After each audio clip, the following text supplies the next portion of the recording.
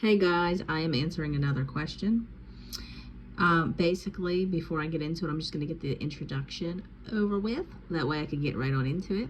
Okay guys, I am a restoration life coach. Nice to meet you. You can call me Coach Meg. Megan, it doesn't matter what you want to call me. If you would like to book a one-on-one call and start your inner work to help speed this process up, you can email me at deadmarriagesredeemed@gmail.com. My prices are very affordable. The Lord has equipped me to be able to help all of you. I specialize in marriage restoration, kingdom marriage, prodigals, the mind of a prodigal, restoring your identity in Jesus Christ, healing, deliverance, waiting on the promises of the Lord, health issues, financial issues, and being completely redeemed in all those ways, and complete restoration. So if you would like to do that, you can email me, deadmarriagesredeemed@gmail.com.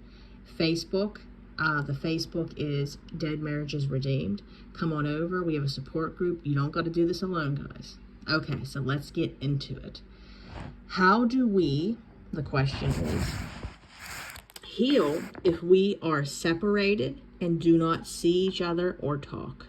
Well, guys, this actually is pretty obvious. Did you ever hear this, that people say out of sight, out of mind? Well, think about if you're always around somebody that's hurting you. The chances of you being able to heal are going to be harder. I tell all my clients that actually don't have kids this, and that, maybe their spouse is just completely MIA, out of the picture. Okay. So something that we don't know is that, think about this. This is something I struggle with.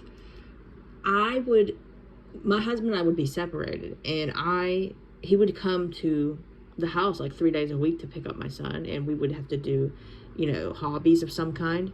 And he would obviously be projecting, he would be manifesting. So how would you be able to heal if they're always there and in the way? Okay? Because them doing something is going to upset you, obviously. So I felt so strong away from him. And I would actually dread when I had to see him, because I knew that the enemy was going to be manifesting out of him, and it was going to make me emotionally upset. So then what happens? When that happens, if you don't control your emotions, it happens to you too. You end up projecting and you end up manifesting.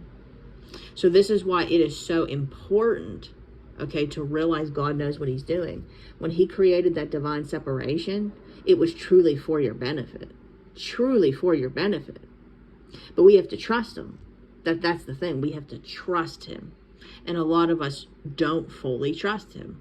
And it's not, what's the word for it, being mean or anything, but it's just the truth. We don't truly trust him. We think like, how could he think us being separated is going to benefit? Think about this journey right now. You're truly getting to know God. All the voices are completely out of the way, okay, for the most part. And then your spouse, the Lord's speaking to them. And I got news for you guys. The Lord is speaking to them. It doesn't look like he is, but he is. He's speaking to them. He knows exactly how to reach your spouse. He knows exactly how to do that, despite what you think. I got people saying, but my spouse is an atheist.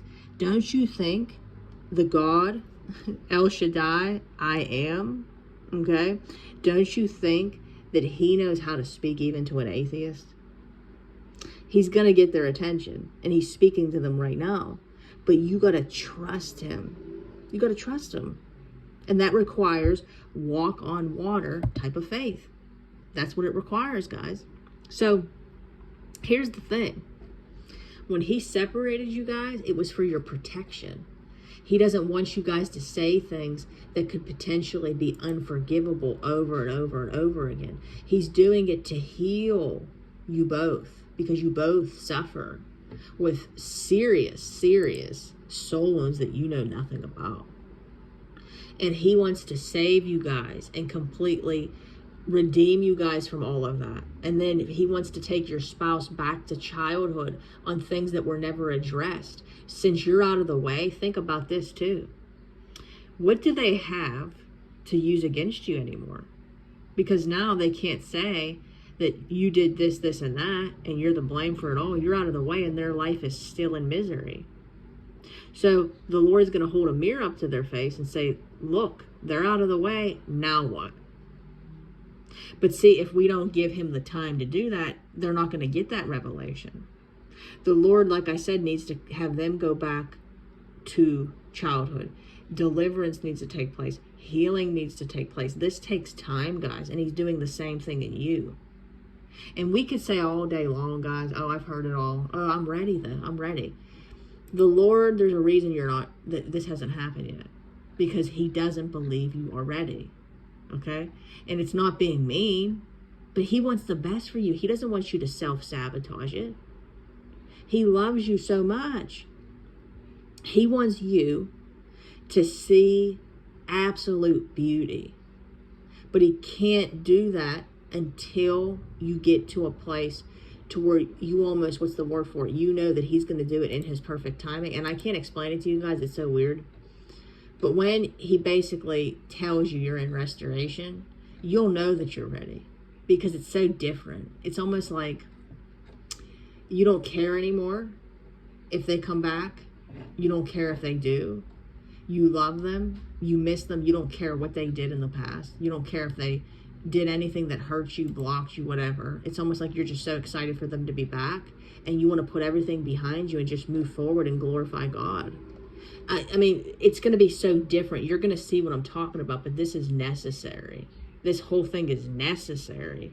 God knows that. So, yeah, you might not be seeing them, but he's actually protecting it. I always tell people divine separation is actually divine protection. Protection from what's going on over there. Like, what does the Bible say? To not be around evildoers. To not, we basically have to make sure that we are not around evildoers. And Paul is pretty clear about that, to separate yourself from evildoers.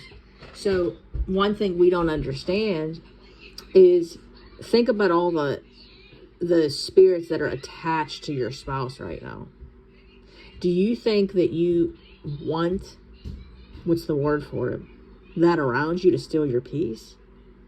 How could you be in complete peace and joy? How could you be in complete peace and joy with the Lord if you're around a bunch of yuck? I know we all want our spouses back, but come on, guys, you'll see the difference. Once you get all that yuck out, you're going to see the difference in just you in general. You can't cherish the right way to live if you're around the wrong way to live most of your life. You're not going to know the difference. God's allowing you to see the difference, but you got to give him time. So like if we look at this as soon as he has us enter it, yeah, I completely get you. You're not going to want to be in this, and that's that. But as you keep going through the journey, you're going to start to see what I'm saying. But it takes time. So, I love you all so much. I hope that this answered your question. And I want to also address that communication will eventually open. But God is preparing you. He's preparing you. And anybody that's taken my curriculum, to be able to communicate properly with their spouse, it's very useful. And to be able to sow seeds of accountability, set boundaries, all that stuff is very necessary. So if you have not taken that course yet, I suggest you do that. Again, you can email me, deadmarriagesredeemed@gmail.com. You all have a wonderful day, guys. You all have a wonderful day. I hope that God blesses you immensely. You guys are all in my prayers daily. I cover you daily. Please keep me covered. Because again, you know what comes with this. There's a lot to this. So guys, I just want to say that I am so grateful for all of you. I am so grateful. You guys are literally like family to me. And again, come join the family on Facebook. Don't do this alone. We're all brothers and sisters in Christ. Dead Marriages Redeemed. So, if you could, please like the video, leave a positive comment. And I just wanted to end it by saying, Shalom, everybody. God bless. Bye.